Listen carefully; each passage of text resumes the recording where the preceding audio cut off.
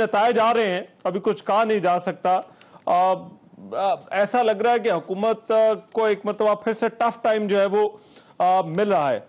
आप किस तरह से देखते हैं? अपोजिशन बड़ा कहती रही है कि ये ज़िमनी इंतखाब जो है वो हुकूमत की जो परफॉर्मेंस है, ज़िमनी इंतखाब जो डस्का का हुआ, नौशहरा का हुआ, वजीराबाद का हुआ, उसमें पाकिस्तान तहरीक इंसाफ जो इंतखाब हारी है, तो आप ये कहते रहे कि ये हुकूमत की परफॉर्मेंस का नतीजा है। क्या वाकई ये ज़िमनी इंतखाब हुकूमत की परफॉर्मेंस देखी जा सकती है या उसकी एक रिफ्लेक्शन हो सकती है? बिस्मिल्लाहिर्रहमानिर्रहीम, बहुत शुक्रिया। देखें जी, इसमें तो कोई शक नहीं कि माजी में ऐसा होता रहा है कि जहां प्रोविंशियल गवर्नमेंट होती थी, उनकी परफॉर्मेंस अगर अच्छी हुई तो वोटर उनके साथ गया और रिजल्ट उनके हक में गए। ये चूंकि इस वक्त पाकिस्तान के अंदर जो तहरीक इंसाफ की हुकूमत है, जिन सूबों में है या मरकज में है, वो बहुत से हवामी मसाइल को हल करने में बुरी तरह नाकाम हुई है। जो उन्हें आम आदमी का जो मसला था, वोटर का ट्रेंड जब होता है तो वो सिर्फ किसी एक एलीट क्लास का नहीं बल्कि वोटर ट्रेंड होता है कि आम आदमी का ट्रेंड, आम आदमी के लिए क्या सहूलत है। अगर ये महंगाई हो, बेरोजगारी हो, गुर्बत बढ़ रही हो, गवर्नेंस के बड़े सीरियस इशू हैं, जो वायदे किए गए थे पिछली हुकूमत में, अगर उन्होंने उस वादे पर अगर 5 या 20% या 15% अमल किया हो, फिर भी वोटर को यकीन होता है कि इन्होंने जो हमसे इलेक्शन में जो हमसे प्रॉमिस किए थे वो डिलीवर करने शुरू कर दिए। लेकिन अगर आप अपने हल्कों में जाएं ना, ये जिस हल्के की आप बात करें कराची की, ये शहबाज शरीफ साहब जिस इलेक्शन से इलेक्शन लड़े थे वो जीते हुए थे, कोई उसमें दूसरी राय नहीं थी। जिस तरह उनकी वोटों को रिजेक्ट किया गया है, जिस तरह 400 वोट से वाडा साहब को जिताया गया, वो इलेक्शन तो आपको पता है किस तरह मैनेज किया गया था। वो आदमी वाडा साहब जो इस इलेक्शन यहां से लड़ा था, मेरी खबर है कि वो इस पूरी कंपेन में मुझे कहीं नजर नहीं आया। आपको अली मोहम्मद खान साहब को नजर आया हो, मैंने किसी इस कंपेन में नहीं देखा। इसलिए नहीं देखा कि उसको पता था कि मेरे जाने से और नुकसान होगा, क्योंकि मैंने जो उन लोगों से वादे किए थे या हमारी पार्टी ने जो कराची के लिए वादे किए थे, वो तो अमली तौर पर कोई एक चीज भी करने में नाकाम हो गए हैं। बदकिस्मती हो रही है कि इमरान खान साहब और उनकी जमात इतने तसलसल से वादे करते थे, लोगों को सब्ज बाग दिखाते थे, कहते थे कि हम आएंगे तो कराची की हालत बदल देंगे, 50 साल कराची की जो महरूमियां हैं उनका खात्मा कर लेंगे, हम कराची को दुनिया के पता नहीं किन शहरों का मुकाबला कर लेंगे। अभी तक वर्चुअली इन्होंने कराची के लिए कोई एक स्कीम शुरू नहीं की। लिहाजा हमें यकीन है कि इंशाल्लाह मुस्लिम लीग नून की आज फतह होगी। हमारे जो कैंडिडेट है इंशाल्लाह मुफ्ताज मेल साहब वो वहां जीतेंगे, बड़ी एक सीरियस से जीतेंगे। और कराची की अवाम समझती है इस वक्त पाकिस्तान मुस्लिम लीग ही ऐसी है जो पाकिस्तान को इन मसाइल से निकाल सकती है। देखें, जो सवाल था वो तो अभी इस इलेक्शन के तो नताए जाने हैं बादशाह साहब, मगर क्या ये एक हल्के का जो इंतखाब है, लेट्स से 249 का इलेक्शन है या डस्का का इलेक्शन था इससे पहले, या नौशहरा का भी आप कहते रहे, या वजीराबाद की भी आप बात करते रहे, क्या इनको हुकूमत की बहसियत मजमूई, चाहे वो मुआशी सूरत हाल हो या दीगर सूरत हाल हो, क्या उसके साथ जो है वो जोड़ा जा सकता है या नहीं जा? मैं जरा इस पे वापस आ जाएंगे जरा सवाल पर, मगर ये पहले आपने जो बात की ना जो कराची, अच्छा मैं एक मिनट आता हूँ, बट कराची के हवाले से आपने एक जो कमेंट किया ना, जो कि ये कराची ने मैंडेट दिया पीपल पाकिस्तान तहरीक इंसाफ को, और वो अब जो है वो नहीं मौजूद। अली मोहम्मद खान साहब, ये तहरीक इंसाफ का आज एक इम्तिहान तो है, आपको लगता है बरकरार रहेगा कराची का जो मैंडेट है पाकिस्तान तहरीक इंसाफ का? जी बहुत शुक्रिया। बिस्मिल्लाहिर्रहमानिर्रहीम, अल्लाहुम्मा सल्लि व सल्लिम मुबारक अला सय्यिदिना मोहम्मद। कराची पाकिस्तान का माशी हब है और शहर कायद है, और बड़ी मजेदार मैं आपको बात बताता हूँ। पूरी दुनिया के मुसलमानों को अगर आपने देखना हो तो आप जाके उसको हज में देखते हैं, सब उधर होते हैं। मिनी पाकिस्तान अगर किसी ने देखना है तो वो कराची है।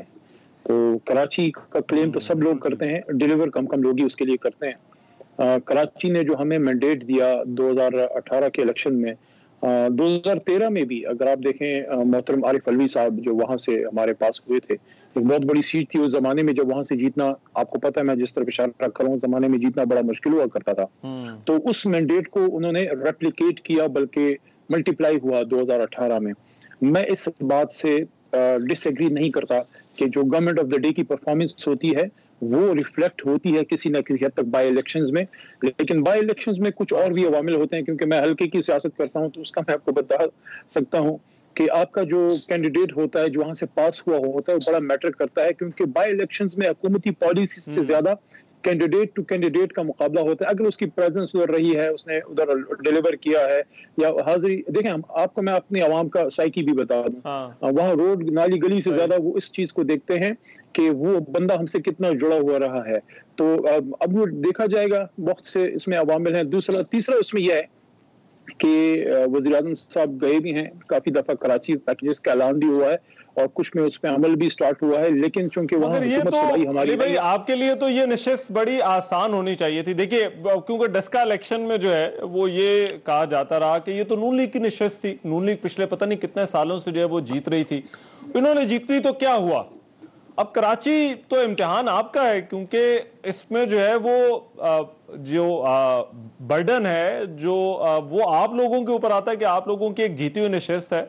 और चाहे उम्मीदवार, आपकी बात बिल्कुल ठीक है, उम्मीदवार बड़ा मैटर करता है, मगर उम्मीदवार जो है वो उसके अलावा पार्टी का भी तो एक मैंडेट है, पार्टी का भी तो एक वोट बैंक है।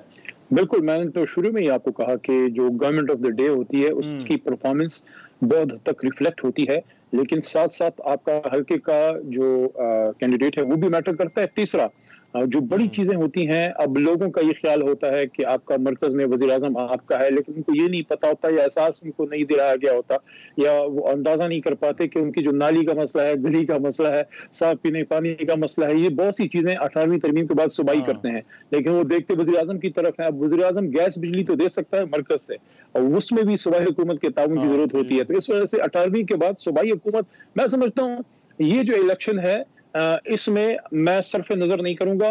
इंशाल्लाह हम पूरी उम्मीद हैं, लेकिन साथ साथ इसको हमें जांचना भी पड़ेगा और अपने आप को देखना भी पड़ेगा कि हम कहां पे खड़े हैं। कतई नजर इस इंतखाब से अली भाई, कतई नजर इस इंतखाब से, वो आपकी बात बिल्कुल ठीक है, अभी तो हमारे पास नताइज भी नहीं है, जो नताइज कुछ आए हैं पता चलेगा कि कौन सी जमात जीती, लेकिन आप लोगों के कराची के साथ वादे तो बहुत हैं। असद उमर साहब अभी वजीर आजम भी जब सिंध के दौरे पर गए तो वहां पर भी उन्होंने कहा वो बहुत कुछ करना चाहते हैं, लेकिन सूबाई हुकूमत जो है वो नहीं करने देती। तो ये 3-2.5-3 सालों में ये चीज क्यों नहीं फिक्स हो सकी कि वफाक अपना इख्तियार जो है वही कराची में जो है वो इस्तेमाल नहीं कर सका या नहीं कर सकता, अभी भी उसको मसला आ रहा है, ये क्यों है? देखिए मैं इस नुक्ते पे बिल्कुल आपके साथ हूं और मैं समझता हूं कि कुछ गलतियां हम में भी होंगी, लेकिन कुछ हमारे जो मुराद अली शाह साहब या पीपल्स पार्टी, असल में अवाम सफर नहीं होनी चाहिए दो बड़ी जमातों के बीच में या मरकज या सूबे की एक सियासी मुखासमत। अगर वो देखें जब जमातें मुख्तलिफ होती हैं ये नेचुरल है, अगर मरकज में कोई और जमात है, सूबे में कोई और है, लेकिन आपको बहरहाल लेके चलना पड़ता है, उसमें हमारा भी रोल है, उसमें उनका भी रोल है। देखिए कराची वो शहर है जो अगर आप माजी में तारीख में नजर डालें, बदकिस्मती से पाकिस्तान का, चूंकि हालांकि सबसे बड़ा शहर है, लेकिन बदकिस्मती से कराची से वो लीडरशिप अभी तक नहीं निकली जो सूबे को गवर्न कर सके। हमेशा कोई ऐसी शख्सियत है वहां पे, वो वज़ीर आला होते हैं जिनको कराची से वोट बड़ा कम पड़ा होता है, तो उनका फोकस होता है फिर इंटीरियर सिंध में। कराची पे उतना फोकस किसी भी वज़ीर आला का फिर उतना रहा नहीं होता, क्योंकि उसको उतने वोट नहीं पड़े होते। पीपल्स पार्टी को अगर आप देखें 2018 में उनको वोट उधर से कम पड़ा है। मैं समझता हूँ कि अगर उनकी जगह मैं हूँ, मैं तो ये कोशिश करूंगा कि जहां मुझे वोट कम पड़ा मैं उधर और भी ज्यादा कोशिश करूं ताकि उधर मेरा वोट बैंक बढ़े। अब कराची में आप देखें बिलावल साहब जो है, मोहतरमा बेनजीर भुट्टो शहीद साहिबा की एक अबाई सीट तो नहीं कह सकते, लेकिन एक बहुत पुरानी सीट वो वहां से जो है आई थिंक लियारी वाली है, वो हार गए। ये कितना बड़ा उनके लिए क्वेश्चन मार्क है।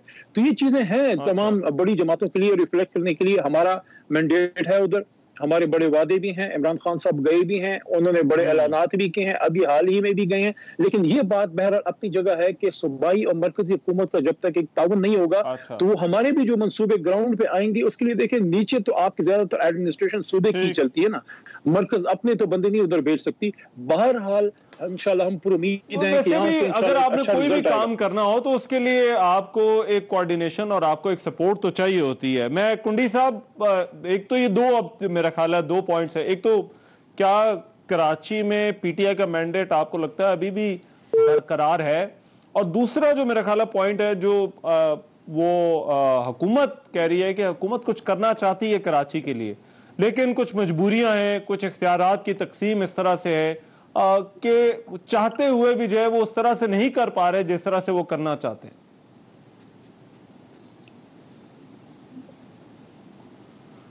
जी फैसल भाई, आपको आवाज आ रही है? अच्छा, मैं जरा यही सवाल जावेद अब्बासी साहब, मेरा ख्याल है कुंडी साहब को भी जरा दोबारा मिलाते हैं। जावेद अब्बासी साहब, आपको लगता है कि हुकूमत की इस बात में, क्योंकि आपका भी ये दावा रहा है कि कराची के लिए आप भी बहुत कुछ करना चाहते थे, लेकिन उस वक्त भी पाकिस्तान पीपल्स पार्टी के साथ जो मामला था आपके भी इतने कोई आइडियल नहीं थे, वैसे तो अभी भी नहीं है, लेकिन वो शायद उस तरह से आप लोग भी नहीं कर सके। देखिए, हमारा इससे जरा बहुत मुख्तलिफ था। जब हमारी हुकूमत मरकज में आई है, उस वक्त कराची बहुत ज्यादा बदअमनी का शिकार थी। कराची में रोज लाशें गिर रही थी, लोगों को अगवा किया जा रहा था, बहुत ही लॉ एंड ऑर्डर की सिचुएशन बहुत ज्यादा खराब थी।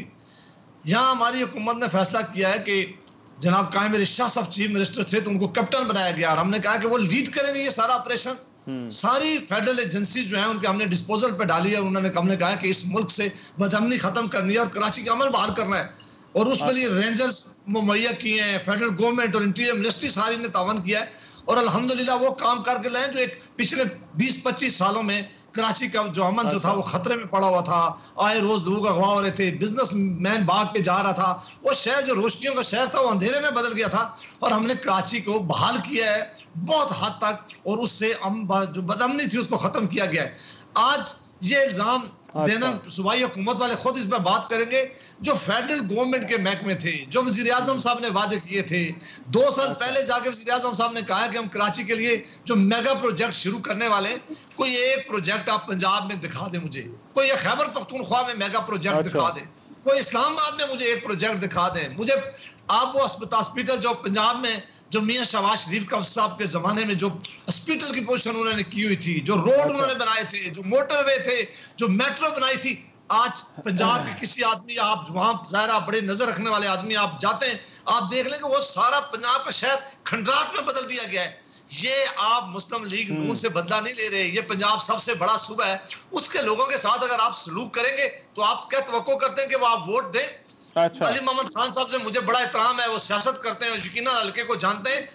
इनके कुछ लोगों को छोड़कर बाकी इनके आज अगर इलेक्शन हो जाए, मैं पूरे वसूख से कह रहा हूं कि इनके बेशतर लोग अपने हलकों में कैंपेन करने की पोजीशन में नहीं है। इसलिए नहीं है कि इन्होंने आवाम को जो महंगाई में जो बसाया हुआ है, जो बेरोजगारी है, जो गुर्बत बढ़ी है, जो गवर्नेंस के इशू है, और जो सूबों की हालत इन्होंने कर दी है, इन हालातों में आपको तो लग रहा है बहुत बुरे हालात हो गए अब्बासी साहब पाकिस्तान तहरीक इंसाफ के बाद।